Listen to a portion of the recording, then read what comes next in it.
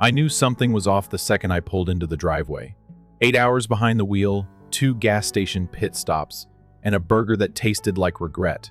My phone had died somewhere after exit 92, and I arrived stiff, hungry, and running on fumes, but hey, it was our annual family reunion, right? Big smiles.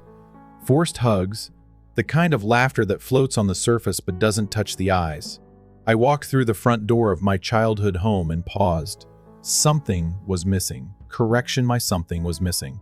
Where my usual seat used to be at the family table, there was now a plush, pink dog bed.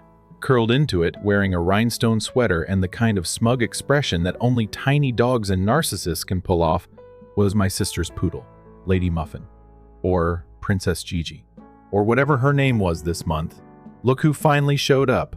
My sister Morgan chirped from across the room, raising a wine glass without getting up. We weren't sure you'd actually make it. I smiled. The practice kind. Nice to see you too. You know how Gigi gets if she doesn't have her spot, she added, gesturing to the table like I should be grateful the dog let me in the house. I glanced around. No spare chairs, not even a folding stool, just me, a suitcase, and a slap in the face dressed up as a toy breed. Dad didn't look up from his phone. You can eat in the den. Ah, yes. The den, the unofficial overflow zone for unimportant people and unwanted opinions. I said nothing, just nodded and set my bag down by the door. It was only one weekend, right? One weekend of pretending things were fine, of smiling through the burn. I was good at that. Always had been. I took my paper plate of food and parked myself on the couch. No one offered to scoot over. Gigi got a stocking on the mantle. I didn't. When I asked, Mom blinked like the idea of me attending had never crossed her mind. I thought you said you couldn't make it?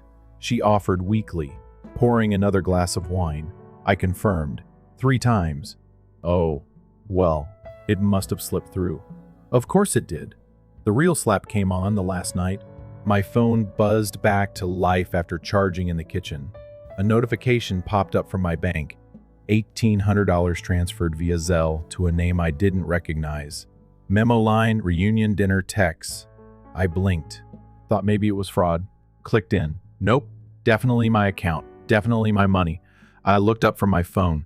Morgan was lounging by the fire, legs curled under her like she paid rent on the hearth. She caught my eye and raised her glass again. Dinner wasn't free, you know. Excuse me, you got that new job, don't you? She said, her tone as light as the white wine in her glass. We figured you wouldn't mind covering the food and the wine and the catering. She sipped, smiled. That's what family does, right? My jaw clenched so tight I swear I felt my molars fuse. Mom tried to smooth it over. Let's not make a thing out of this. It's been such a lovely weekend. Sure, lovely. If you ignore the part where I drove 8 hours, slept in the laundry room, and got robbed by my own blood. My thumb hovered over the report fraud button. I could already hear the guilt trip forming in my mother's voice. Don't cause a scene, it's just money. No, it wasn't just money, it was the last of what I'd saved. The emergency cushion I'd built while scraping by. It was all I had left after helping this family more times than I could count. And they didn't ask. They just took. I stood up, quietly, controlled. Morgan, I said. Calm. She looked up, smile flickering. Who gave you access to my account? She actually laughed. You Venmo'd me once for Dad's birthday dinner. You never unlinked the card. Chill. It's not like you're broke. No, not broke, just broke enough to still be useful. And that's when it hit me.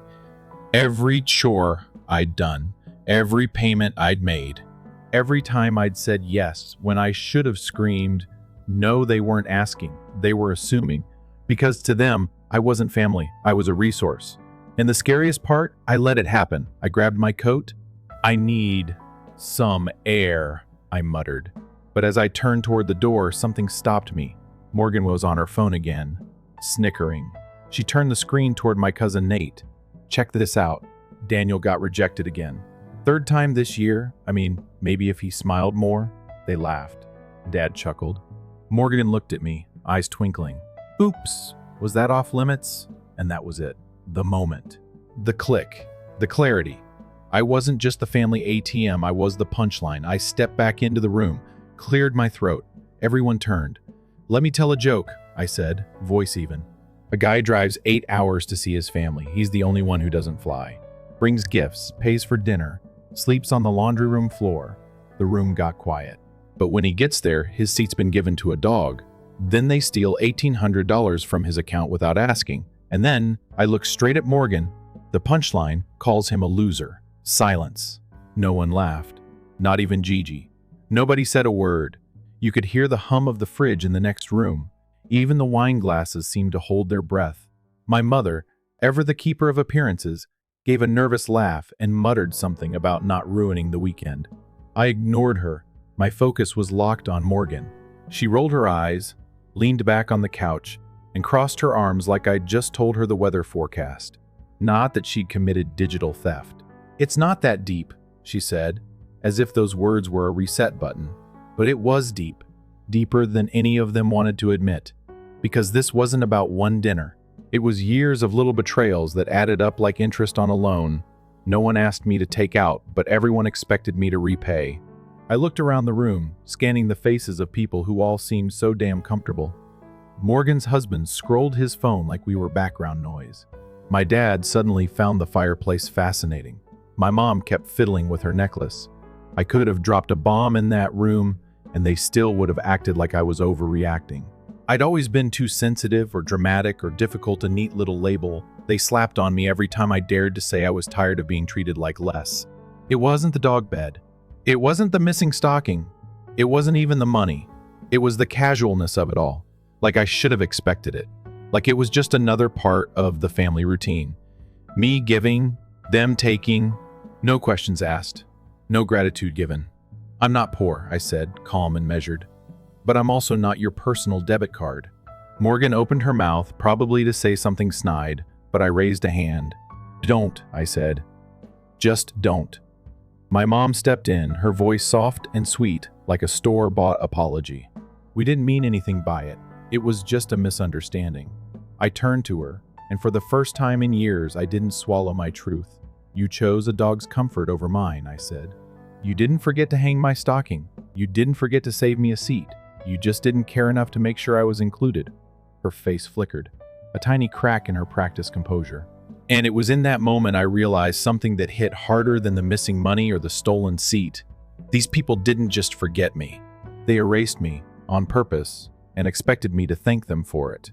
Morgan scoffed. "You're acting like we burned your house down." "No," I said, stepping toward the center of the room. "You didn't burn my house down. You just kept stealing bricks from it until I had to sleep on the floor." I could feel the weight of every silent moment I'd buried for years pushing up to the surface. My breath was steady. My voice didn't shake. "Let me tell you what you've taken, since we're being honest," I said. "You took 2 months of rent when your first husband bailed. You took vet bills for a dog with a gluten allergy. You took every birthday dinner, every last-minute emergency, every 'can you spot me?' and every 'I swear I'll pay you back.'" I turned to my dad. "You took a new dishwasher, a smart TV, and last winter's gas bill. And when my car broke down and I asked for help, you told me to plan better." I scanned their faces, daring someone to deny it. Morgan laughed again, dry and humorless. "That's what family does. We help each other." I didn't flinch. "No, that's what I do. You all just help yourselves." My dad stood up now, finally tired of pretending to be distracted. "Let's not turn this into some dramatic performance," he muttered. "You always were a bit theatrical." I smiled, but there was nothing warm in it. "You know what's theatrical? Transferring $1,800 without permission and calling it a group decision." That made him sit back down. "You all made choices," I continued, "and now I'm making mine." I pulled out my phone. "You have 1 hour to send the money back. If it's not in my account by the time I cross the state line, I'm reporting it as fraud, and the bank can deal with you directly." Morgan's expression shifted from smug to alarmed. "You wouldn't actually do that. Already flagged it," I said. "This is just a courtesy." She stood now too, furious in that unearned, performative way she'd mastered. "You're insane," she hissed. "What are you going to do? Run away?" I tilted my head. "No, I'm going to escape." And that was the truth. I wasn't storming out in rage. I was walking away in clarity. I didn't sleep that night. Not because I was upset, but because something inside me had cracked open. I laid there on the scratchy cot in the laundry room, the hum of the dryer my only lullaby, And I thought about every time I let them steamroll me, every time I let them laugh off my hurt, every time I smiled and said, "It's okay," when it wasn't. By sunrise, I had made up my mind. I packed slowly, deliberately, taking care not to leave a single charger behind. I wasn't just taking my things. I was taking my peace, my future, my self-respect. When I walked into the kitchen, Morgan was there with her oat milk latte, looking like nothing had happened. "You're really being dramatic," she said without even turning around. "It was a group call. Dad said it was fine. Did you?" I asked, looking directly at him. He was at the table, peeling a banana like it was a debate prop. "I didn't say that exactly," he mumbled. "We just figured. Figured I'd pay, like always?" I snapped. "Figured I'd play the good soldier while you all threw parties on my dime?" They started talking over each other then, excuses tumbling out in tangled strings. My mom said it wasn't about the money. My dad said I'd misunderstood. Morgan claimed I was twisting things. But I wasn't listening, not anymore. I was too busy lining up every moment in my head like a row of dominoes. Every time I'd let them guilt me. Every time I'd stayed silent just to keep the peace. Every time I swallowed the urge to scream, because screaming would have made me the problem, not the person dealing with one. "I checked my statements last night," I said. "Do you want to know how much I've spent on this family in the past 2 years?" They all fell quiet. $23,411. My mom gasped. Morgan turned pale. "You're exaggerating," she said, but her voice lacked the bite it usually had. "I printed the records," I replied. "Vet bills, rent, Postmates, credit cards. Remember the time you bought a new iPad and told me you accidentally overcharged your limit? That was me. I paid for that." Morgan went quiet. My dad stood up again, looking smaller now. "Okay," he said. "Maybe things got a little out of hand." "No," I corrected. "They got exactly as out of hand as you let them. And I let them too. But that's done now." Morgan's husband stepped forward then, holding his coffee like it could shield him. "Maybe we all just need to calm down." "No," I said, my voice like steel. "I've been calm. I've been patient. I've been silent. And all it got me was debt and a dog bed." That one hit. A cousin in the back snorted into her mimosa. I turned to my parents. "You always made excuses for her. She was passionate. I was difficult. She was sensitive. I was selfish. But you know what? I'm done playing that role." My mom reached out, her face a mix of fear and guilt. "But we're still family." "No," I said, stepping away from her touch. "Family doesn't take without asking. Family doesn't mock you behind your back. Family doesn't treat you like furniture, convenient when needed, ignored when not." Morgan muttered something under her breath, but I didn't care anymore. I turned to all of them.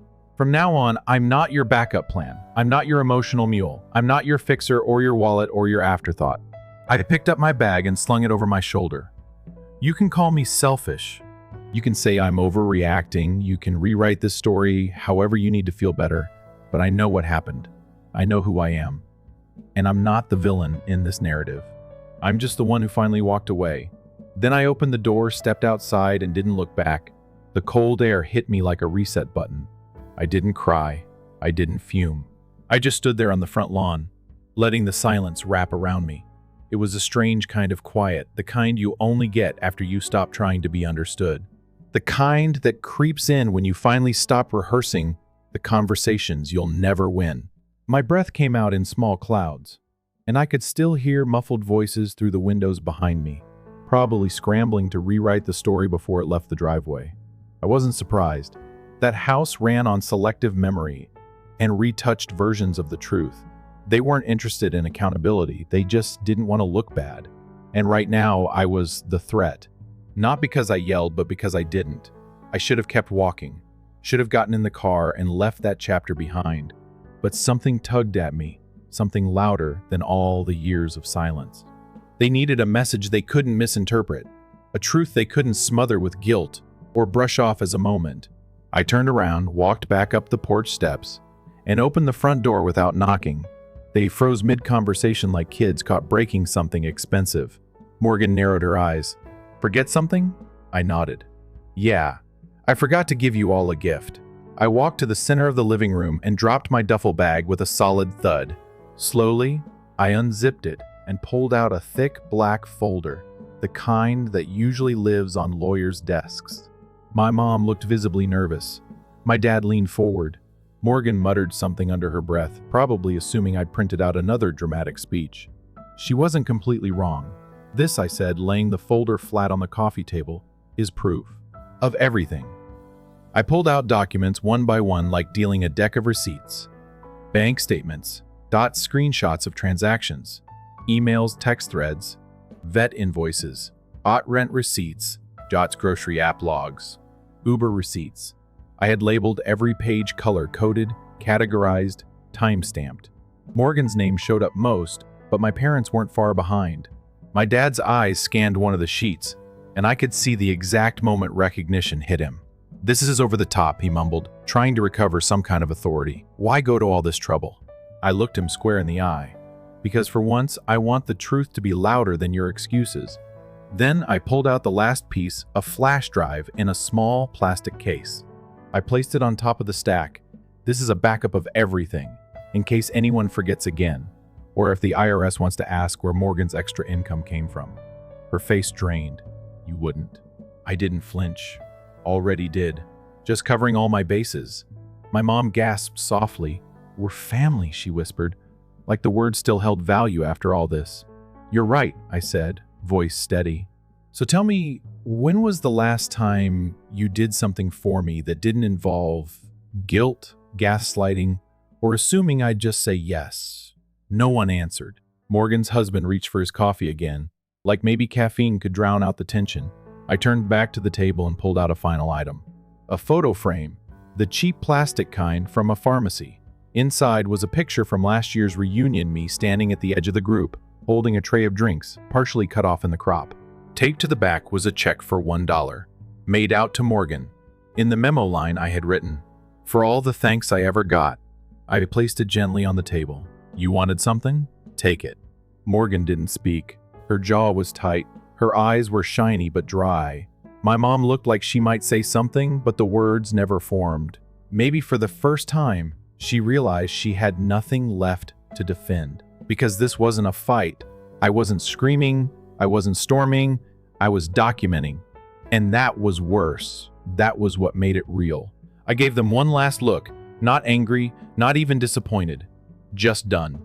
"You won't hear from me again," I said, picking up my now empty duffel. "No birthday calls, no last-minute transfers. No more playing the good child while you hand the crown to the loudest one in the room." My dad stood up, fumbling with some attempt at authority. "Where are you even going?" I smiled. Small but honest. Somewhere I'm actually invited. That night, I didn't sleep in a laundry room. I didn't fold myself into a corner of a life that never fit me. I drove to my aunt's house, Sylvia, my mom's older sister, the one who stopped coming to holidays years ago. She opened the door in sweatpants and socks with holes in the toes, holding a plate of pasta and a glass of boxed wine. "Heard what happened," she said, not even needing a hello. "Told you they'd try to drain you dry. You hungry?" That was it. No lectures, no passive-aggressive comments, no twisting the knife while pretending to patch it. Just a plate of food, a beat-up couch, and a cat named Marvin who jumped into my lap like we'd known each other in a past life. It wasn't glamorous. It wasn't some Instagram story of found family glow-ups. But it was real. I slept like I hadn't in years. No tension, no buzzing phone, no mental script of what I should have said. The next morning, I woke up with something I hadn't felt in a long time: stillness. Not the kind that comes from exhaustion or resignation. The kind that comes after you stop bleeding for people who treat your bandages like napkins. I opened my laptop and got to work. Canceled every subscription. Pulled my name off every shared account. Unlinked every card. My parents' phone plan? Gone. Morgan's pet cam cloud storage? Gone. The Amazon Prime account my whole family had been using since I created it 6 years ago? Deleted. I wasn't even angry. I just felt clean. Like I was brushing off years of emotional plaque. Like I'd finally taken back my name.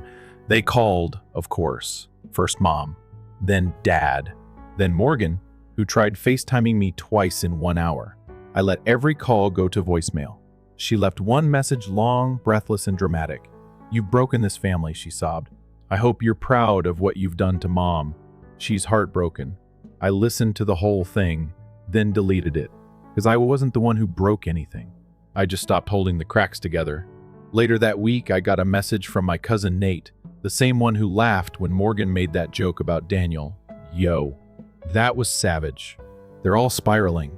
Dad says you went nuclear. I responded with one word, good. The bank confirmed the fraud claim had gone through. Money refunded. Her access cut. Her name flagged for unauthorized activity. I saved the paperwork, labeled the folder never again, and backed it up to 3 drives. A month passed. No calls, no texts, no birthdays, no guilt trips. Just silence. Sweet, earned, overdue silence. I wasn't lonely. I wasn't regretful. I started cooking for myself. Real meals, not just frozen stuff between conference calls and last-minute favors. I reconnected with people I'd ghosted out of emotional burnout. I said yes to things I actually wanted to do and no to anything that felt like a performance. I started dating again. Turns out when you stop living for other people, there's actually space to figure out who you are. Then one afternoon, my phone lit up with a name I hadn't seen in a while. Kelly. Morgan's sister-in-law. Quiet, always polite, never got in the middle of things. Hey, the message said, just wanted you to know. I left Jacob. You were right. He's a lot. And I'm done cleaning up his messes too. Also, thank you for everything you ever did for the kids. They'll never know. But I do. I stared at the screen for a long time. 2 simple messages, but they hit harder than any of the grand apologies I never got. It reminded me that sometimes, even if your voice echoes in the wrong rooms, someone somewhere hears you. That weekend, I went to a friend's Friendsgiving. Nothing fancy. Just mismatched chairs, too much wine, and people who didn't care what I did for a living or whether I brought the right side dish.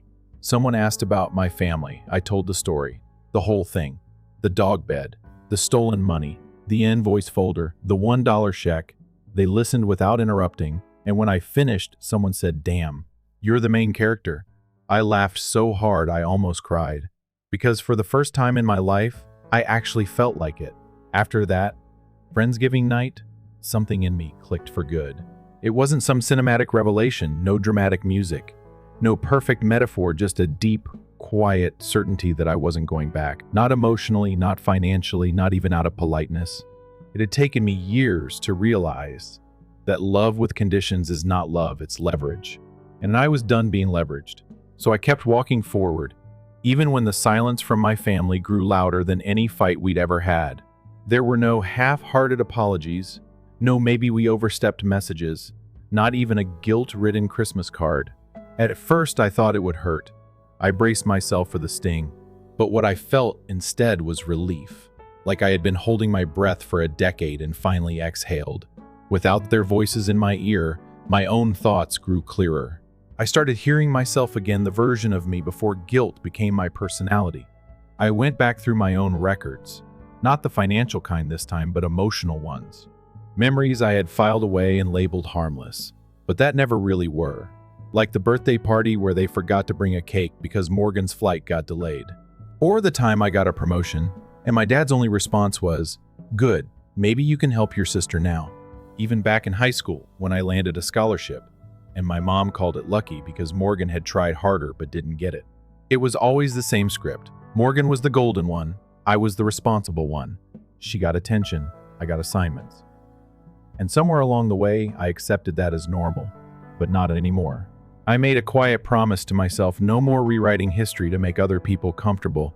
If they couldn't handle the truth, they could stay in their version of it. I wasn't editing myself anymore. That mindset shift bled into everything.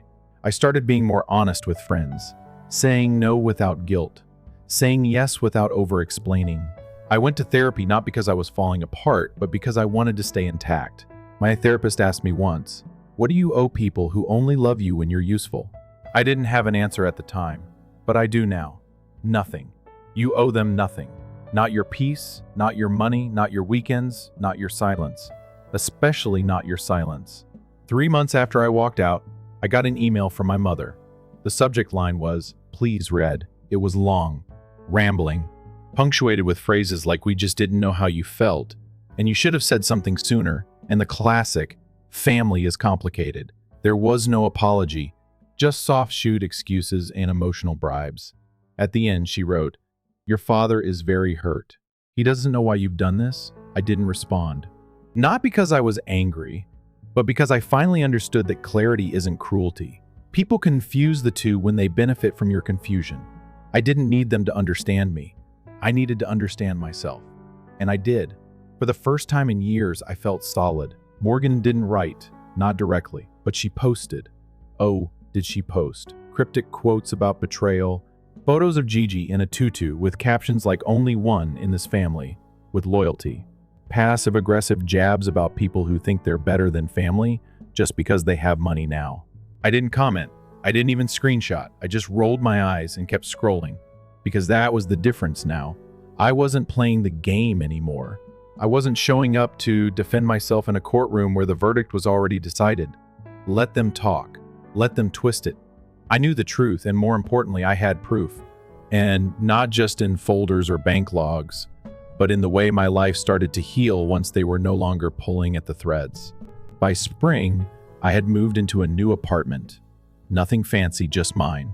The lease had my name and no one else's. The fridge stayed stocked because I put food in it. The lights stayed on because I paid the bill. No more late-night Venmo requests. No more overdraft surprises. No more "can you spot me just this once?" that somehow turned into 10 times. My couch had a throw blanket. My bookshelf wasn't full, but it was quiet. And the silence?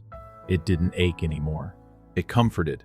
It reminded me that I could breathe without bracing for the next obligation disguised as affection. And then, out of nowhere, I got an invitation. A real one.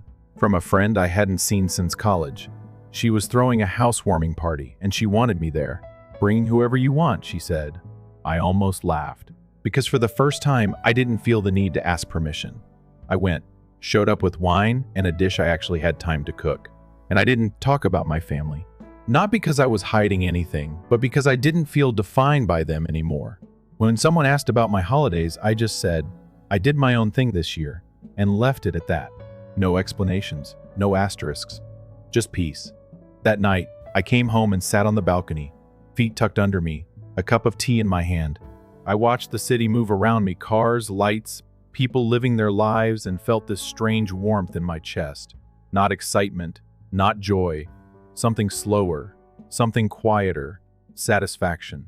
I had no one to impress, no performances to maintain, no family dinners where I had to shrink myself so someone else could shine. I was no longer living on the edge of someone else's spotlight. I had found my own light, and it wasn't blinding or loud, it was just steady. Then came a text from Daniel, my cousin. The quiet one. The one Morgan had mocked the night I left. Just wanted to say, "I heard what happened. I'm sorry." I laughed because I didn't know what else to do, but I shouldn't have. That wasn't right. "Hope you're doing okay." I stared at it for a moment. I hadn't expected it. Honestly, I thought he'd picked a side and stayed there. But something about the timing, the simplicity of it, made me realize that maybe people do notice. Maybe not at first. Maybe not when it matters most. But eventually, the truth trickles in. I replied simply, "Thank you, I am." That was all. I didn't need to rehash the past. I didn't need to dissect his apology. I just acknowledged it and moved on. Weeks turned into months, and with every season, I felt lighter. I got promoted at work. Started planning a solo trip, my first real vacation in years. I rewatched my favorite shows without anyone making comments about how single people have too much time. I bought fresh flowers every Sunday and learned how to cook meals I used to think were too complicated. Life wasn't flashy, it wasn't filtered, but it was mine. And it was finally enough. I didn't block my family, I didn't change my number, but I didn't reach out either. I let the silence stretch, let the gap grow. I think some part of them expected me to come back eventually, to fold again, to show up with groceries and apologies and pretend it never happened. But I didn't, because here's the truth. No one tells you, sometimes the best revenge isn't a dramatic exit or a fiery speech. It's the absence, the silence, the undeniable peace that follows when you remove the people who only showed up to take. And that silence, it wasn't empty. It was full of self-respect, full of boundaries, full of everything they had tried to strip from me. I wasn't bitter, I wasn't angry, I was free. And freedom, as it turns out, tastes a lot like homemade pasta and Sunday morning light and not having to check your bank app in fear. It tastes like peace. And for the first time, I was full. I used to think healing was loud. Like one day I'd wake up and everything would feel better and I'd make a list and cross things off and suddenly be over it all. But that's not how it happened. It was quieter than I expected. It looked like doing my laundry on time. Like remembering I liked music without lyrics while working. Like walking past the dog aisle at the store without thinking about gluten-free biscuits or fancy strollers. It was realizing that my entire identity had been wrapped around other people's needs for so long, I forgot what I liked for myself. And when I started doing things just for me, without announcing them or asking for anyone's opinion, that's when I knew I was actually getting somewhere. One morning, I got a call from an unknown number. I almost let it go to voicemail, but something in me said answer. It was Kelly again, Morgan's now ex-sister-in-law. Her voice was steadier this time, stronger. She told me she'd moved out, gotten her own place, filed the paperwork. She didn't need advice, she didn't want money, she just wanted to say thank you. You were the first person who made me feel like I wasn't crazy, she said. Like maybe it wasn't me, maybe it really was them. I leaned against the kitchen counter, heart tight in my chest. Not because I was sad, but because I understood too well what it felt like to think you're the problem when you're just the only one not pretending. We talked for an hour, swapped stories that echoed in all the familiar ways, being talked over, being guilted into gratitude, being told that's just how she is when someone hurt you and no one wanted to deal with it. Kelly wasn't bitter. She was rebuilding. She sounded tired but free. And it reminded me that walking away isn't weakness.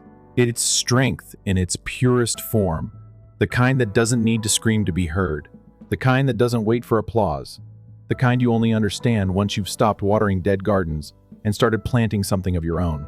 That night, I sat down and started writing a letter. Not to send, not to post, just for me, a letter to the version of me who stayed quiet, who didn't speak up at that dinner table, who smiled when her stocking was missing, who slept on a cot and told herself it was fine. I told her she didn't deserve that. That love shouldn't feel like a transaction. That being the responsible one doesn't mean being the disposable one.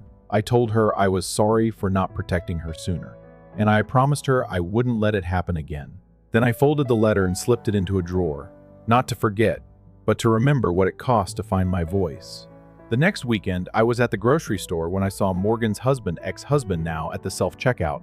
He looked thinner, stressed, like life had stopped going according to plan. He didn't see me, or maybe he did and just pretended not to. I didn't say anything, I didn't wave, I didn't gloat. I just watched him fumble with a barcode that wouldn't scan and thought, how strange it is when people who used to act like they own the world can't even manage a bag of groceries. I paid for my things and walked out into the sun, and for once, the past didn't trail behind me like a shadow. By early summer, I had started journaling again. Not about them, about me. About the books I read, the dreams I forgot I had, the way my plants leaned toward the light. I started planning a solo trip, something I'd always wanted to do but never gave myself permission for. I didn't need to ask anyone's opinion. I didn't need to justify the expense. I just needed to want it, and I did. For the first time, my goals weren't tied to proving anything. They weren't revenge in disguise, they were just mine. I kept getting the occasional updates through mutual friends or vague posts. Morgan was still spinning her narrative. My mom apparently told people I'd had a breakdown and was figuring things out on my own. My dad had kept quiet, like he always did, which in that house counted as loyalty. I could have corrected them. I could have gone public, but I didn't. Because some stories don't need to be rewritten, they need to be left behind. I wasn't interested in winning, I was interested in peace. And you don't get peace by dragging your pain into every conversation. You get it by knowing the truth and letting it be enough.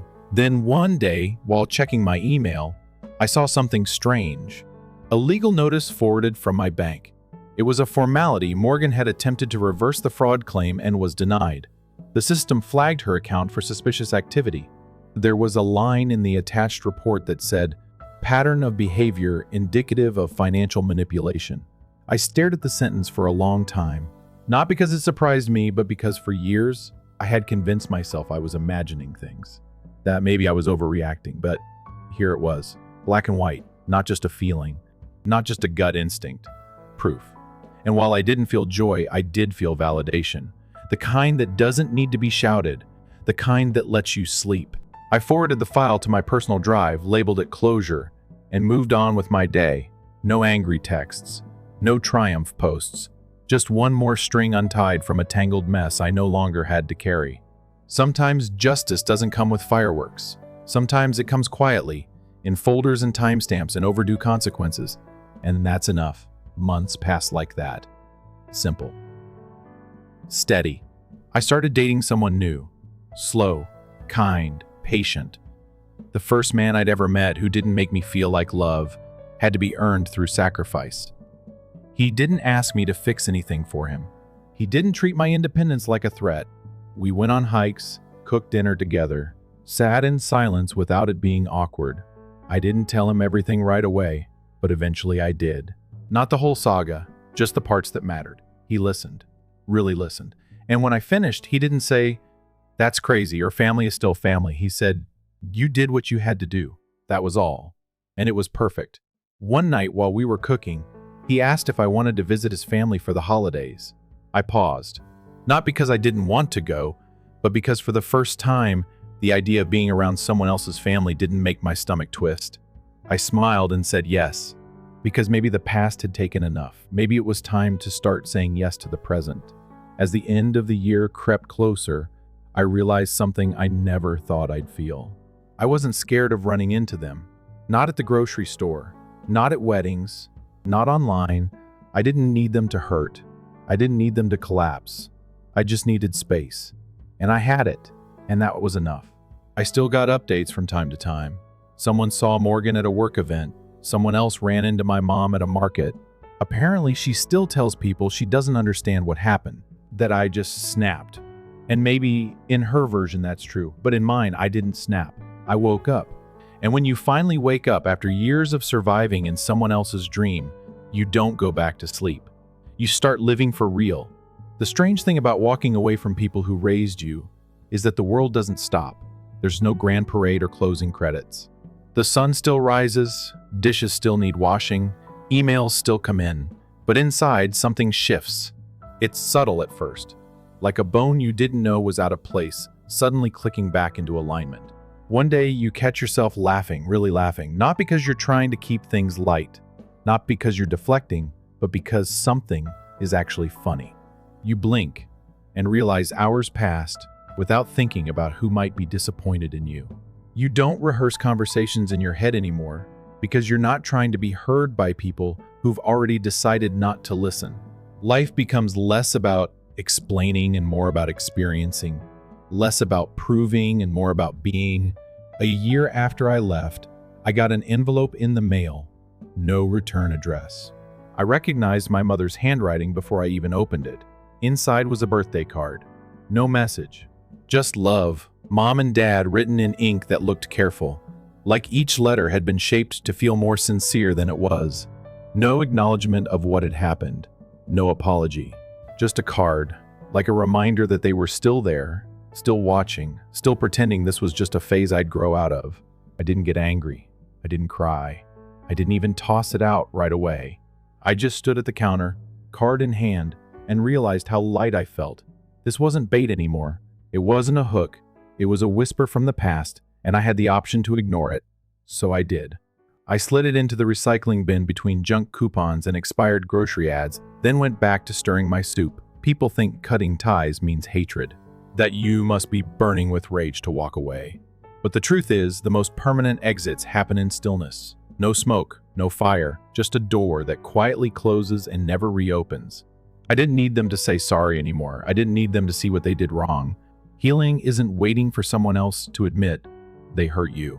It's realizing their validation was never the medicine you needed in the first place. You heal when you stop checking the door to see if they're coming back. You heal when you stop making room for their return. That fall, I went on my solo trip. A cabin in the mountains. No signal, no deadlines, just air and trees, and the sound of my own breath slowing down. I hiked without checking the time. I cooked meals with music playing low in the background. I journaled. I didn't once think about Morgan's opinion or whether my mother would say I was being wasteful. For the first time, I didn't pack guilt. I brought peace. and it fit better than anything else I owned. One morning I stood on the deck with coffee in my hands, wrapped in a blanket that smelled like cedar, and realized how rare it had become for my mind to spiral. The noise was gone, the constant pull to fix, to explain, to justify gone. I was no longer haunted by what I should have said or what they might think of me. I wasn't anyone's emotional mule anymore. I was just a person, standing in the quiet, feeling whole. Back in the city, life kept blooming. I got a message from Daniel again, short and simple. You look good, happier, keep going. I sent back a smile emoji and a thank you, and that was it. I didn't need him to prove anything. The acknowledgement was enough. Quiet solidarity. A kind of distant nod that said, I see you now. And maybe that's all I ever really wanted, not praise, not pity, just to be seen without being used. Kelly and I kept in touch too. She got a job at a nonprofit, moved into a small place with big windows, sent me pictures of the kids playing with her rescue dog. She joked once that we should start a support group for emotionally overdrawn family members. We laughed, but honestly, I think it's not a bad idea. Sometimes I get asked if I regret it, if I miss them, if I'd go back. The answer isn't simple. I miss the idea of family. The dream version, the one where love doesn't come with conditions, where your seat at the table isn't negotiable. I miss what I hoped they could be, not what they actually were. But regret? No, I don't regret protecting myself. I don't regret setting boundaries so strong that even guilt couldn't climb over them. I don't regret refusing to carry a weight that was never mine to begin with, because what I gained was worth every step I took away from that house. I gained myself, not the version of me that knew how to make everyone else comfortable, but the one who finally learned how to live. Last Christmas, the first made lasagna and invited 2 friends over. No big production, just music, warm socks, laughter that didn't have a trace of tension behind it. We played cards. We talked about the worst gifts we'd ever received. I shared the story about the time Morgan gave me a used makeup palette and said, "It's barely touched, and you don't really wear much anyway." They laughed hard, and I laughed too. Not bitterly, just cleanly, the way people do when the memory no longer owns them. After dessert, we sat on the couch, passing around a bowl of peppermint popcorn, and one of them said, "You know, I always thought family had to be blood. But maybe it's just whoever makes you feel safe enough to be weird in pajamas." I smiled. Yeah, that's exactly what it is. Later that night, I scrolled through old photos on my phone. I passed the one from last year's reunion, the one where I was cut off at the edge, holding a tray of drinks, forgotten in plain sight. I paused on it. My thumb hovered over the delete button, and then I moved it into a folder labeled Before, not to erase it, but to remind myself of everything I've grown past. I don't need to delete the past to reclaim the future. I just need to stop giving it the power to define me. Some stories end with reconciliation, some end with dramatic comebacks. Mine ended with a quiet kind of truth. The kind that doesn't need witnesses, the kind that lives in late-night peace and soft mornings, and the gentle knowledge that you finally chose yourself.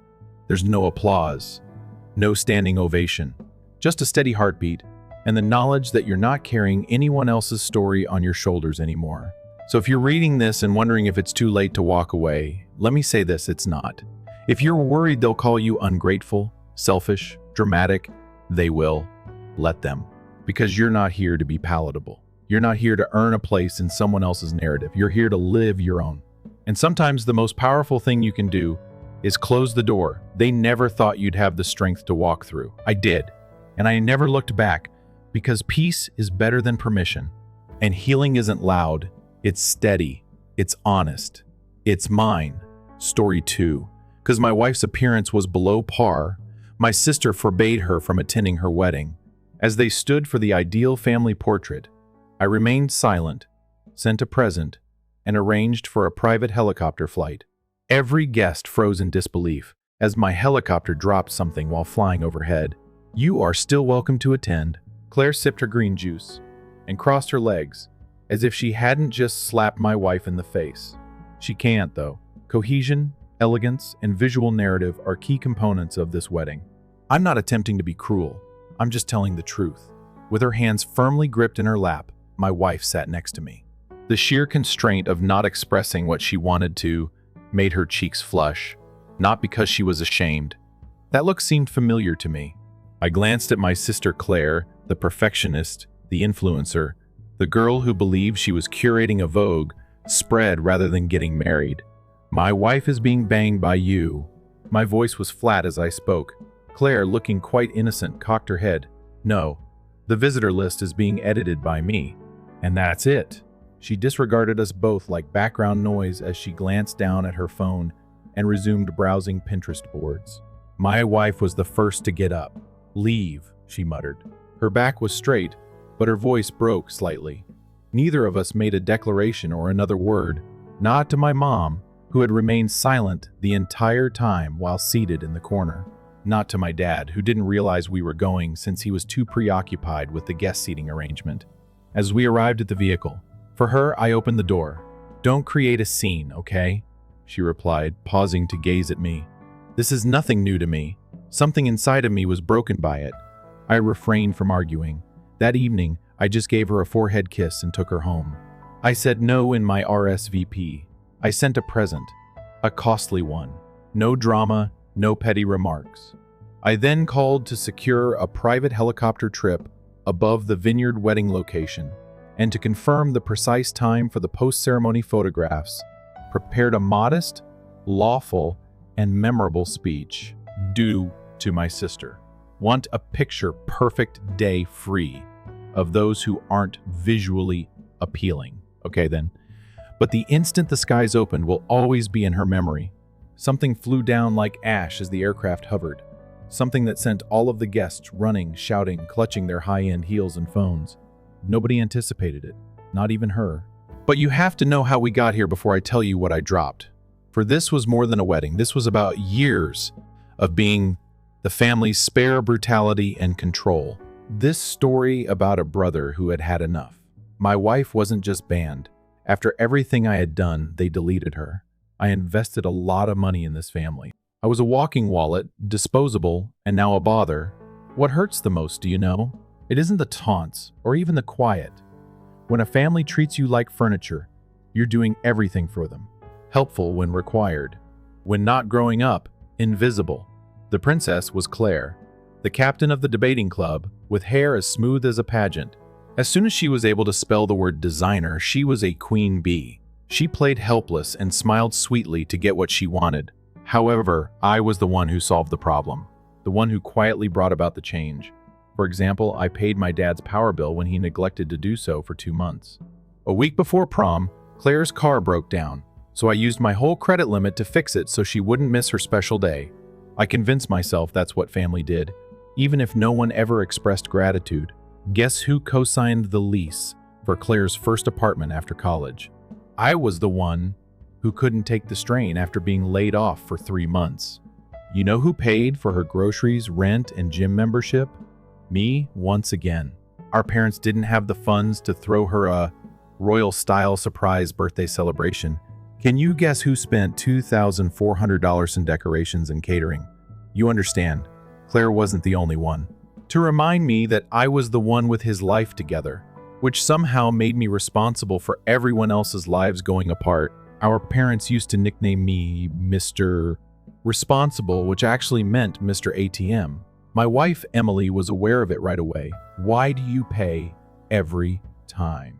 Once, when I paid my mom $600 to pay a few expenses, she inquired. I told them they were relatives. She gave me a prolonged gaze.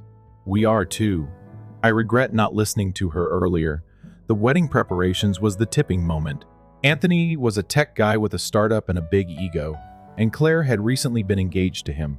Their extravagant yet rustic vineyard wedding seems to have cost more than my entire college tuition. I was silent at first. I was familiar with these situations. Then I got a call from my mother. She said, "We're just a little short." How brief. She let out a loud sigh. Claire's ideal location increased the cost. If only you could lend a hand once. What is the amount? She replied. A few thousand, as if it were little. You always lend a hand and earn a solid living, you know. Although I didn't say yes, I also didn't say no. I made that error. Because Claire texted me the next day. I appreciate you willing to help. The wine tasting package will be fantastic. Hold on. Do you agree? I gave her a call. Who informed you? I consented to pay. She chuckled. Oh, please, don't be frugal. Your only sister is getting married. Don't pretend that you can't afford it either. You recently bought a new automobile, didn't you? My chest constricted. Yes, I needed a new automobile since my old one was dying. She gave an eye roll. Over the phone, I could hear it. You're such a buzzkill, God. I informed her that I had not committed to any payment. She hung up on me after saying, okay, I'll ask Dad. My aunt informed me that Claire had reorganized the budget 3 days later, assuming that everyone, including Emily, who hadn't even received an invitation to the wedding, knew that I would pay $5,000. My folks were conveniently evasive when I challenged them. You've always been helpful, though. As if it were a contract, my dad remarked. Mom added, don't give her a bad experience. She is worthy of a wonderful day. Perhaps Emily should stay at home if she is incapable of working as a team. I gazed at them. Are you serious? They exchanged glances and shrugged. You are aware of Claire's personality. As if that excused everything, my mother responded. She was anxious. My father also added, weddings evoke strong feelings. When I got home, Emily was on the couch. She was holding a glass of wine. She had crimson eyes. She sent me an SMS. She said. I took a seat next to her. Claire. I gave a nod. She said that I was a visual burden and didn't belong. Because if you truly cared about your family, you would come by yourself. My throat became parched. I make you look small, she remarked. Emily looked across at me. She trembled when she spoke. Do I make you appear diminutive? Something inside of me exploded at that moment. No, I said. They do. I texted Claire the next morning. No passion, no drama. We will not be going. I hope it fulfills all of your dreams. I sent the present too.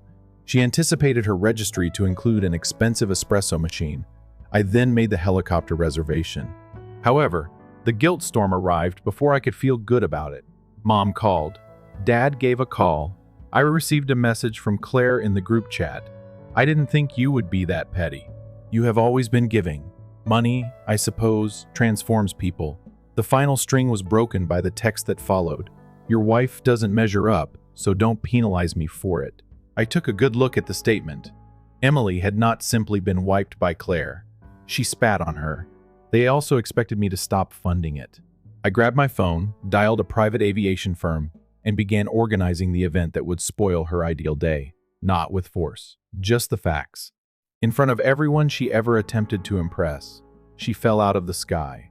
According to them, it was the season's most exquisite wedding, until the helicopter arrived. When I got to the top of the hill, I was at ease.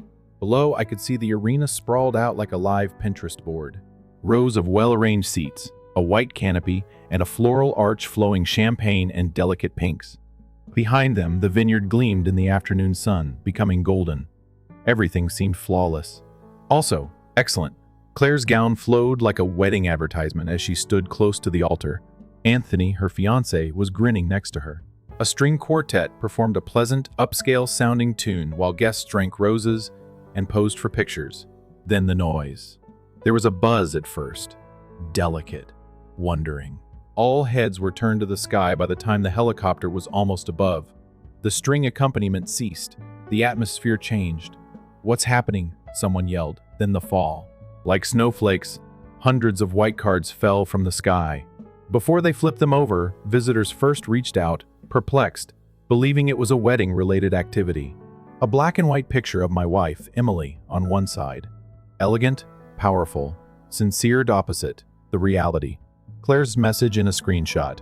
If he brings that wife who looks like a librarian, I'm gonna crop her out of every picture. My mother's heart-shaped group chat response to Claire's comment.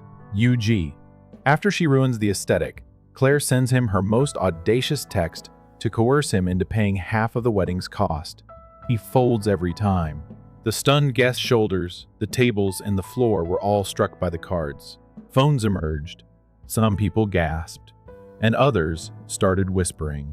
Some merely stood motionless, gazing at their objects. Claire was the first to scream. Unsure whether to run or protect her, Anthony glanced around. Then mayhem.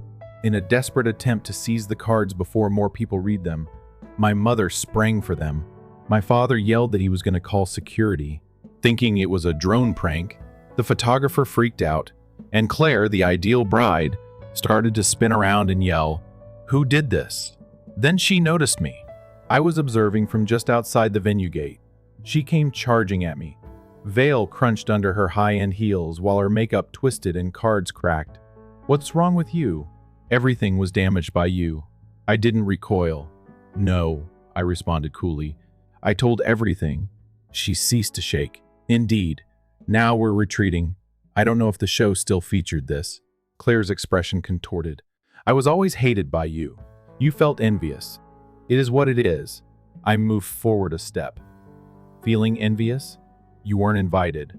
According to my wife, she didn't fit the desired appearance. "I would finance your dream," I told everyone, "because I always do." This wasn't revenge, Claire. This was a wake-up call. Just then, Anthony appeared behind her, staring at one of the cards. He looked at me, then at her. "You said you didn't talk about him like this." She tried to grab his hand. "It's taken out of context." He pulled away. "No, it's not."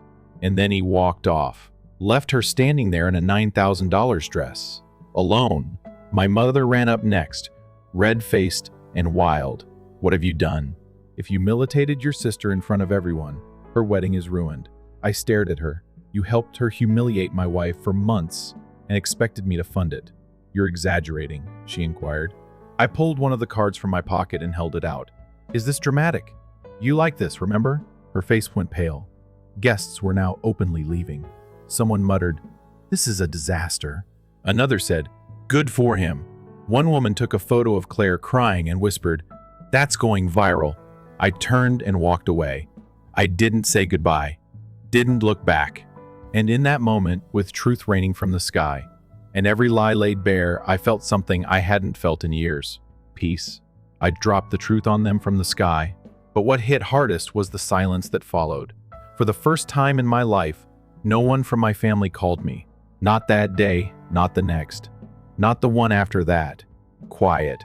Not even a text to scream or threaten or accuse. At first it unnerved me. Then it made me smile. Claire went dark on social media. Her Instagram scrubbed clean. The wedding hashtag she promoted for months. However, no posts, no reels, just uncomfortable images from guests showing a crowded location, a bride in full breakdown, and cards scattered like confetti. The internet, of course, has opinions. I didn't share the video, someone else did. And once it hit a wedding drama forum, it erupted. Bride bans. Still deems her unattractive. Gets exposed mid-wedding via helicopter, drop 500K likes. Claire's name wasn't labeled, but those who knew. The comments were nasty yet honest. Imagine calling someone not aesthetic while asking them for money. "I hope you dropped a Venmo request to Emily." Saw the post 2 days later. She came into the room, phone in hand, trembling. "Was this you?" I met her gaze. "Indeed." She said nothing for a long time. Then she sat down next to me, carefully placed the phone on the table, and muttered, "Thank you." Then she started crying. This time, it's release, not anguish.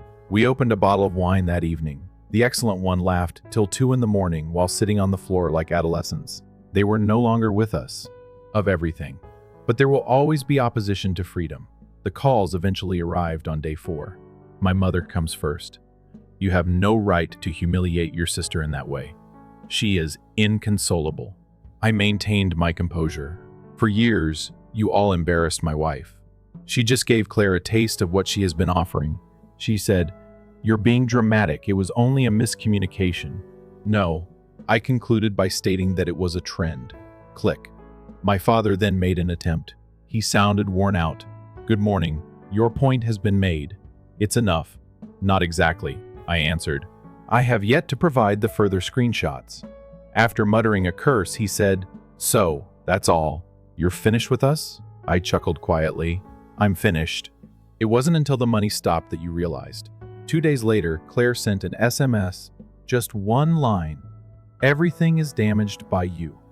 I didn't respond. Rather, the first used a laughing emoji to convey her text to Emily. "You destroyed her branding," Emily retorted. "The most peculiar aspect?" Anthony made contact. "Indeed, the bridegroom, as it happens." 3 days after the wedding, he moved out. He sent me a LinkedIn message. Of all locations. Half of what she said behind my back was unknown to me. I appreciate you showing me who I nearly wed. We had coffee together. He appeared lighter. I'm relieved. I was fortunate, he remarked. I didn't have to take the hit since you did. I removed the family group chat personally. Blocked all numbers, with the exception of my grandmother's. After watching the video online, she gave me a call. She was unable to breathe due to the intensity of her laughter. That girl needs a lesson in humility, I always claimed. Have I gone too far? I inquired. She hesitated. You got high. They became low. You simply soared over everything. I have lost my anger. Not even resentful, I just finished. Done being the scapegoat and the pocketbook. The brother who never counted but always paid. Emily and I are now organizing a trip. An actual one, not a phony wedding. Honeymoon. A 2-week getaway on a peaceful beach. Not a drama. No Claire, no aesthetic requirements, just tranquility, and perhaps I'll grin when we pass a vineyard. Because I left my history behind someplace down there. And above everything, we took off. I ruined the family, they said. In actuality, though, I just ceased funding the delusion. 3 months have gone by. It's been 3 months since I revealed the truth to them. It's been 3 months since I left a family who thought of me as a legless wallet. I also don't regret anything. Not one. No more last-minute crises. Not anymore. Could you please just talk about this one thing? Not anymore? The only person we can rely on is you. Just tranquility. Very hefty. Restoring. Quiet. I started a new life with Emily. On Sundays, we sleep in. Together, we prepare meals. We chuckle once again. Have a good chuckle. Additionally, we argue over movies or dishes. It has nothing to do with protecting one another from my family's knives. It was worth everything just for that. I should have known, though, that it wouldn't stop there. It was a private number on a Tuesday. I nearly let it ring. Nearly. But I had to respond for some reason. Hi there, Claire was the one. She spoke softly and shakily. Not the same. Before I could even catch my breath, she announced that I was pregnant. Quiet. I'm not sure what to do because I'm pregnant, she repeated herself. As if that had some significance. I remained silent. Anthony went out. I was dropped by my buddies. Parents. They're not assisting. I remained silent. The only person who has ever truly supported me is you. There. No confession was made. Vulnerability encased in manipulation. She stopped, perhaps anticipating that I would reply, Okay, I'll help, like I used to do. Let's make this right. Rather, I inquired, Why do you tell me this? One more pause. This time, longer. Since I considered the possibility, we might be able to start afresh. Now she was weeping. We are making an effort. Isn't family supposed to support one another? At the time, I sensed it. The pull of old. That silent shame. That pain that tells you that it's your responsibility to save everyone. However, it went by. You're going to be a mother, Claire, I remarked after taking a deep breath. So allow me to present you with something of value. She gave a whiff. All right. Don't treat your kids the way our parents treated us.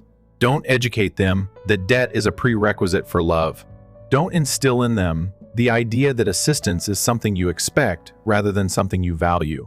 Additionally, never ever use them to entice someone back into your sphere of influence. She fell silent. I apologize, she muttered. Perhaps she meant it this time. Perhaps she didn't. I didn't have to find out, though. Look for yourself, I said. I then hung up. No drama, no anger, just tranquility. The kind that signals the end of a chapter. That evening, I told Emily. After listening and remaining silent for a while, she inquired, Do you feel bad? I considered it. No, I said. I feel liberated. I used to think that remaining meant being the greater person, assisting, allowing forgiveness, sacrificing. However, I now understand that sometimes being the larger person entails leaving and closing the door. Because just because someone shares your blood doesn't mean they should have access to your heart. Would I want a different situation? Yes. Not enough, though, to return. Not enough to exchange their pandemonium for my tranquility. When someone eventually spotted the fire, it was insufficient to re-enter a blazing house. What I now know is as follows. Without respect, love is nothing more than manipulation. Without limits, a family is nothing more than emotional debt. And quiet. The loudest manifestation of truth might sometimes be silence. In this tale, I am not the antagonist. Neither am I the victim. I'm the only one who said enough at last. If you're reading this and wondering if it's acceptable to no longer be the family's savior, then this is for you, indeed. You are not selfish for prioritizing serenity above duty, if you were wondering. Furthermore, you won't just endure the consequences if you're worried about it. You'll soar. Like I did over everything they constructed on my back, even the vineyard and the noise. And the land will never be the same for you. Story 3. I discovered that my card had been debited for every present after our Christmas meal. So we cast our votes. You should cover the costs of others who have children since you don't. Shaking. You'll love what comes next, I told him, reaching for my phone. He chuckled. My phone burst with 53 missed calls the next day. The cousins were yelling. Dad and Mom were pleading with me to stop. Then You must be joking, I responded. My fork-wielding hand froze in midair. I simply looked beneath the table at my phone. I initially believed it to be a malfunction. My credit card was charged $3,642 that morning. Then I noticed the breakdown. Presidents from department stores, toy chains, and internet gift shops. Each and every one of them. This was done by whom? I inquired in a low voice, breaking through the background sounds of the speaker's half-hearted Christmas songs and crinkling wrapping paper. I questioned whether the turkey was dry, and Dad looked up too carelessly from his wine glass. He put on a straight face and stated, "We voted. You should cover the costs of others who have children since you don't." I blinked. Well, it made sense. He continued as though he were describing weather patterns. "You have no children. The others are still. We thus believed it was only right. This year, you take care of the children's presents." My gaze shifted from him to my mother, who glanced down at her plate. As her twins broke into Lego boxes, my sister continued to drink wine. Apparently, I covered my cousin's expenses. Jeff shrugged sheepishly, as if he realized it was bad but wasn't prepared to defend myself. I responded, "You used my card without asking. You just decided that since I'm single, I'll cover everything," Mom said. "You always claim you don't mind helping. Assisting?" I helped his giving by repeating, almost laughing. This was strategizing in the back room. Dad shrugged and added, "Don't get so upset. It's only financial. You have a lot." My heart was beating so rapidly that I could hardly hear what was being spoken above my ear's pulse. I looked around the table and saw that half of the 12 individuals had not talked to me in a year, unless they were requesting a loan or a favor. They now subtly concurred that I should pay for their vacation as a sort of compensation for not having children. "You're incredible," I murmured, getting to my feet. "Please sit down," my cousin yelled. "Don't spoil the atmosphere. The children are enjoying themselves." "Oh, don't worry," I answered, taking my phone out of my pocket. "I won't spoil the atmosphere. The program will now come to an end." "What is the intended meaning of that?" Dad inquired, chuckling. I looked him in the eyes. "It indicates that you will adore the next step." In fact, he laughed. As if I were bluffing, they laughed. As if I lacked the courage to accomplish what I ought to have done years ago. The following day, my phone blew up, so he didn't laugh. 53 missed calls and yelling cousins. Mom is pleading. Dad is really pleading with me to quit. However, I had already sent it by that point, so there was no going back. It doesn't dawn on you one day that your family views you as a financial asset. No, it was gradual, like a leak beneath the floorboards, quietly. Only until everything collapses do you realize the rot. Years ago it began. I acquired an IT job after graduation. Nothing crazy, just a salary that didn't bounce, health insurance, and consistent job. At the age of 23, my sister became pregnant and returned home. After dropping out of graduate school, my cousin Jason spent 7 years straight trying to figure things out. According to my parents, it was simply a difficult time for me and everyone. It was me who was in control. They said that all the time. "You're doing well. Not much is required of you."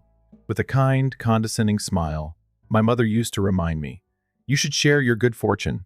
Maya once stated so as she accepted a payment for her son's rent from me. Initially, the children's school materials were tiny, gas money for an interview for a job. I never committed to a collective birthday present, but I'm stepping in. After a while, though, it became steady. I covered my brother Dan's rent for 6 months after he lost his job. Sarah, my cousin, wanted to start a little company. I purchased her entire first batch of merchandise and paid her Shopify costs. She never brought it up again after selling 2 things: Guess who paid for Uncle Greg's medical emergency when he was uninsured? Yes. I didn't voice any complaints. Not initially. Families do this, I kept telling myself. Here's the problem, though. You don't get the knife from your family. I also appreciate the bleeding. I allowed them to bleed me dry. The worst aspect. They pretended to be helping me out. Seeing your names on the group card makes you feel good. That is unique. Try not to be so rigid. We are related. Nobody ever expressed gratitude, not once. Money wasn't the only factor. It was attention, time, and energy. Emotional capacity. The default babysitter was me. The contact for emergencies. But someone needs to help. Guy. When I had the flu on Christmas Eve, I texted my mom to say I couldn't make it. She replied, "Okay, but can you still send the gifts? The kids are counting on you." I remember sitting on my bathroom floor wrapped in a blanket, dizzy with fever and thinking, why do they only remember I exist when there's a bill attached to me? But the moment it truly clicked, the moment that started the chain reaction, 3 months before that Christmas dinner, I had taken my niece to a bookstore and let her pick out whatever she wanted. $150 later. She had art supplies, hardcovers, and a giant stuffed sloth she named Lumpy. She was thrilled.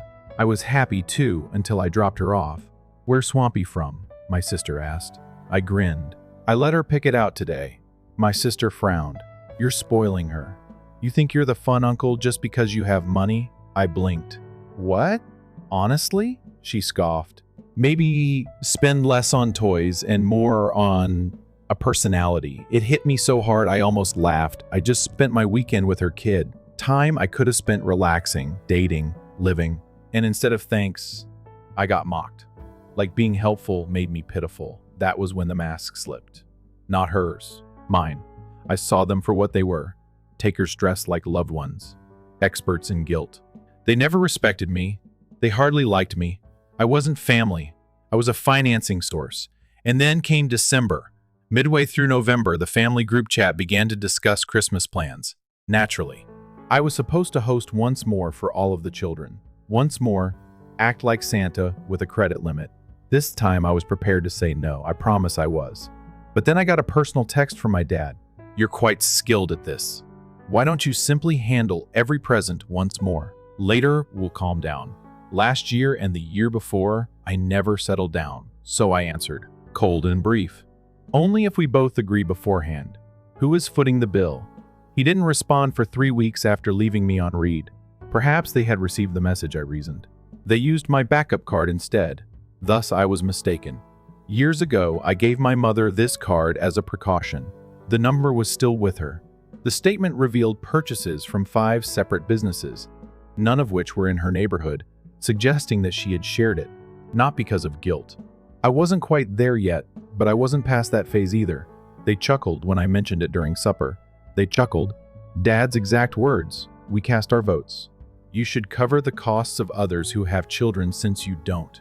As if it were fair. Democracy was like this. As if I had no authority to refuse. It dawned on me then that they did believe it. They believed that I was here to lighten their load. I owed taxes to those who had actual families since I was childless. That, in contrast to theirs, my life, my tranquility, my time, and my money were all optional. And they didn't flinch when I got up and told them they would appreciate what followed next. They thought I was bluffing, so Dad chuckled. It has always been. That night, I hardly slept at all. Not because of guilt. I wasn't quite there yet, but I wasn't past that phase either. I was completely awake, reciting every insult and unstated expectation while lying in bed. They always made me feel inferior since I didn't have what they had. Children are dead. Anarchy. That somehow elevated them above me and made us honorable. Throw away. However, I sensed a change when the sun rose and turned my ceiling a light orange.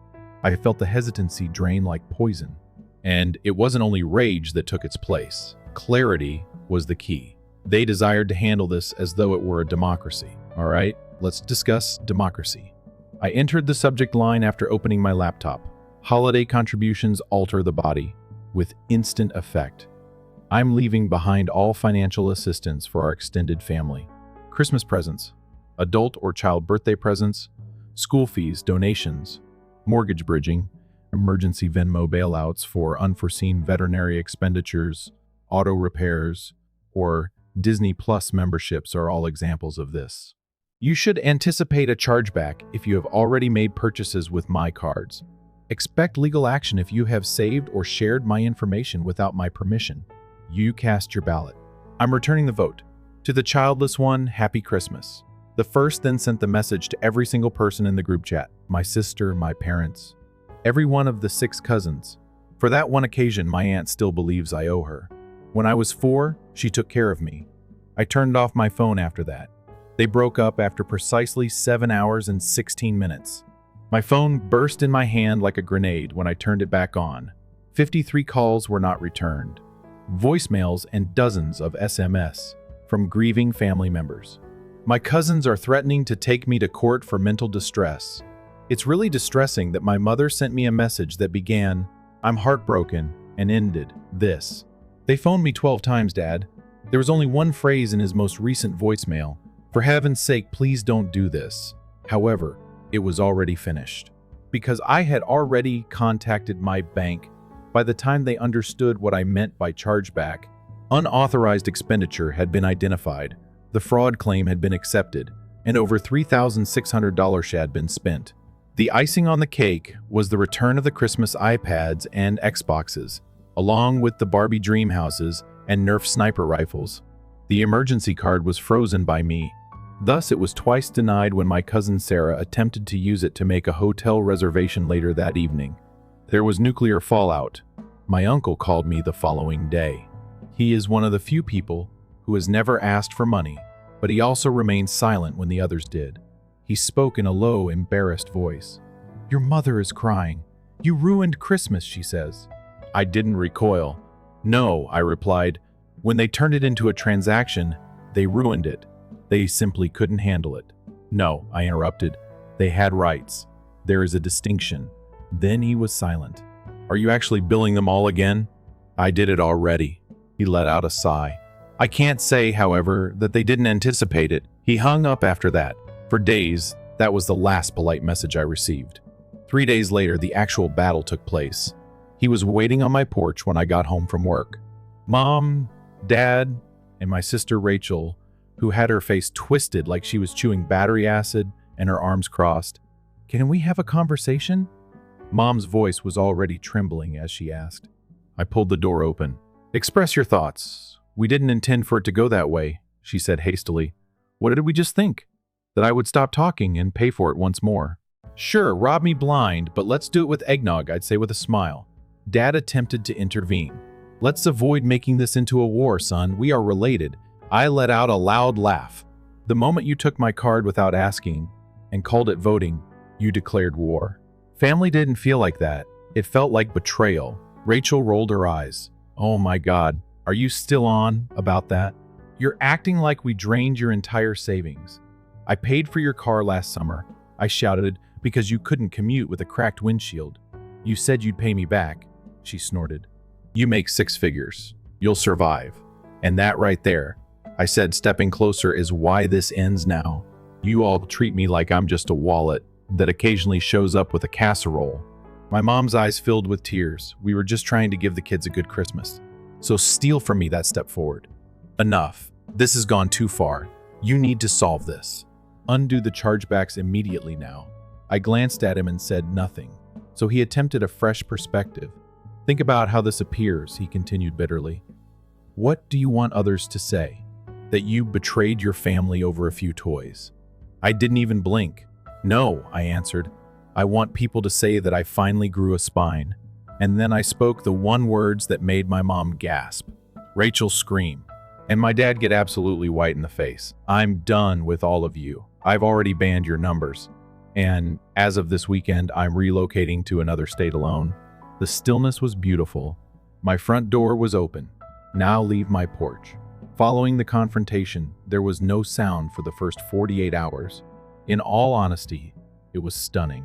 No guilt bombs posing as family check-ins, no passive-aggressive messages, no phone calls. I could breathe for the first time in years.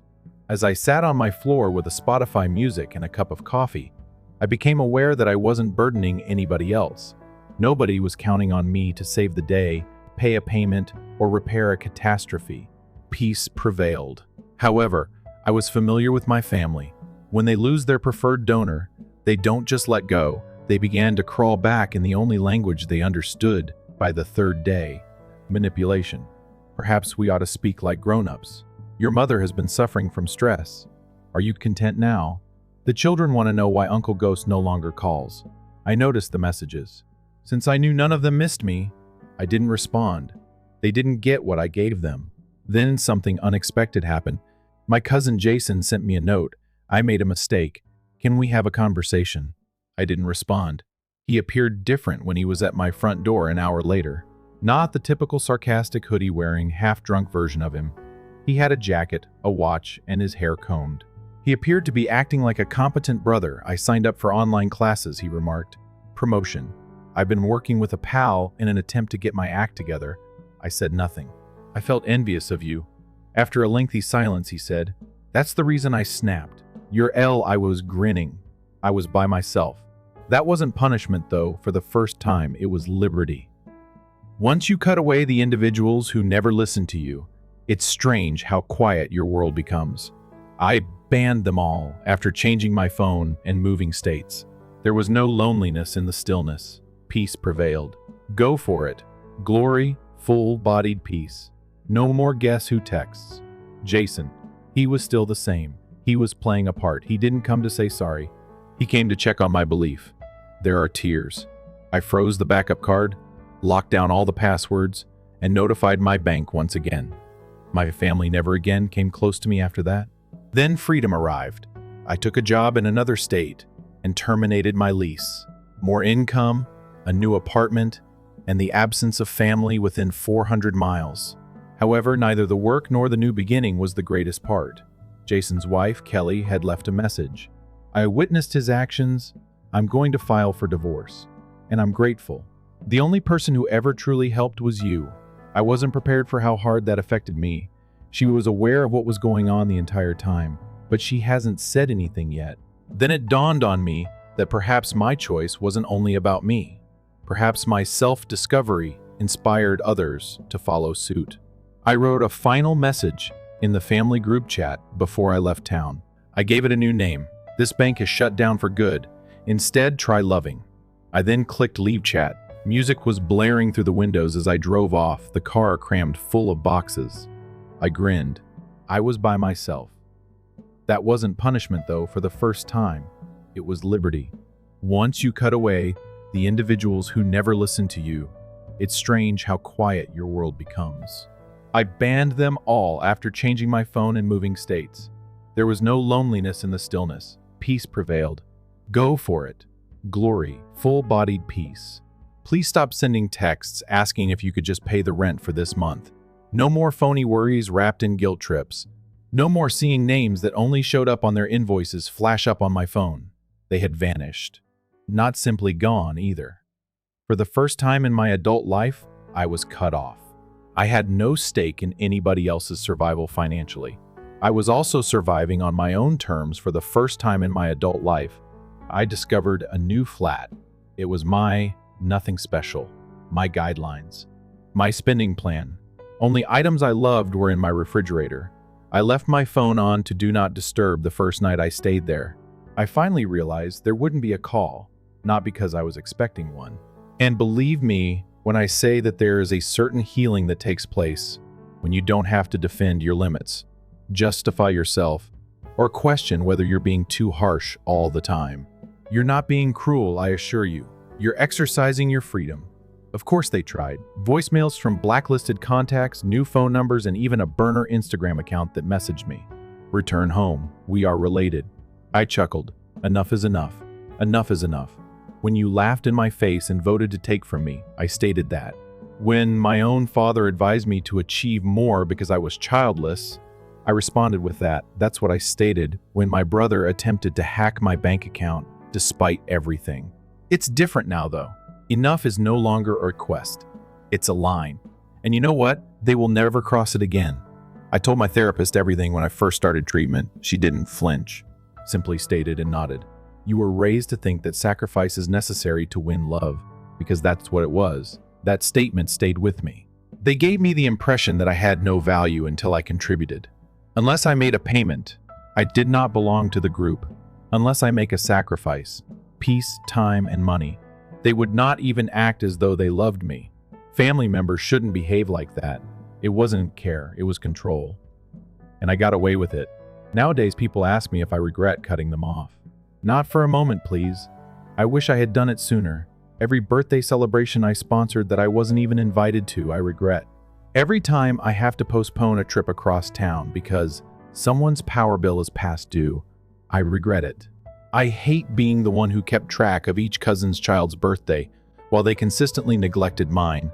I regret allowing them to deceive me into believing that I was the one who was selfish. I no longer even cringe when I think of them. When they determined that I was helpful rather than locked, they made their decision. Now that they voted, I did, too. Unanimous ended. However, this is the unexpected turn of events. Compared to when I was their financial and emotional prisoner, I'm doing better now. I received a promotion. I set off on a journey. The only things that the person I'm dating asks for are honesty and presence. I'm taking up hobbies again. Years ago, I gave up trying to get acceptance. I became interested in photography. Instead than just ordering takeout, I'm learning how to prepare genuine meals, paying someone else's rent while eating at my desk at midnight. I got a dog through adoption. I gave her the name Balance. She is dependable, calm, and only wants love from me. This, to be honest, is more than I can say for the majority of my biological family. And I received an SMS from an unknown number right as I believed the narrative was finished. It simply stated, "He's out. We are divorcing each other." I wanted to let you know that it was Jason's ex-wife, Kelly. At last, she walked away from him. My brother's small change seemed to have a time limit. Later on, she informed me that he went into a downward spiral, lost his job, got intoxicated, and spent all of his remaining funds. She discovered that after being arrested, he was still attempting to use my old bank information. She remarked that you were the only one who ever saw it clearly. Before, I didn't believe you. Now I do. It truly hit me at that point. Cutting them off wasn't the only thing at stake. It has to do with not carrying their illusion any longer. You don't always rescue yourself when you walk away. For someone else to see the truth at last, you shine a light. I did not lost any relatives. I got myself out of a fraud. I thus grin and respond, I used to be the one who paid for Christmas. When people inquire about the whereabouts of your family, I am the one who has now rescued myself from it. That independence is something I wouldn't exchange for anything.